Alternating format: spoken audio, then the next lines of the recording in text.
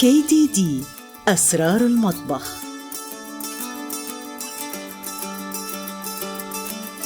وصفة اليوم: كيك بالتوفي. مقادير التوفي: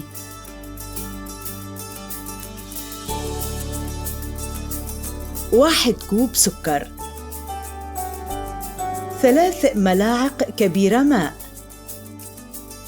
عبوة 250 ملي قشطة جيمر KDD.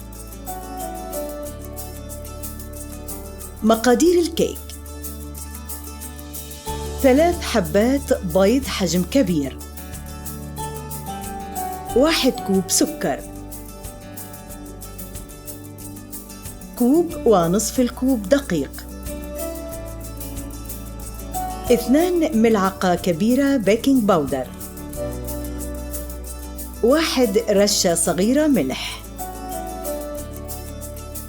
1 ملعقة صغيرة فانيلا سائلة، عبوة 250 ملي كريمة سائلة KDD. للتزيين لوز شرائح.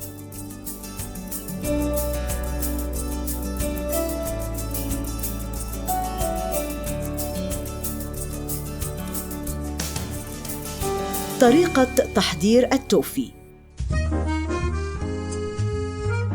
سخن السكر والماء في قدر ذو قاعدة سميكة حتى يذوب السكر ويصبح ذهبياً.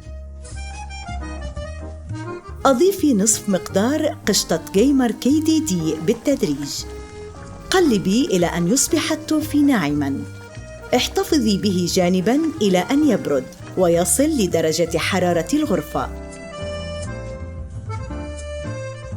طريقة تحضير الكيك: اخفقي السكر والبيض بالمضرب الكهربائي على سرعة عالية إلى أن يصبح هشاً. اخلطي كريمة سائلة KDD والفانيليا في وعاء مناسب.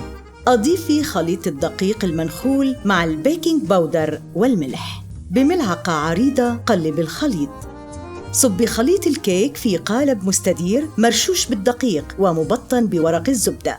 ضعي نصف كمية التوفي على سطح الكيك على شكل خطوط في فرن محمى مسبقاً حتى 350 فهرنهايت. اخبزي الكيك من 30 إلى 35 دقيقة.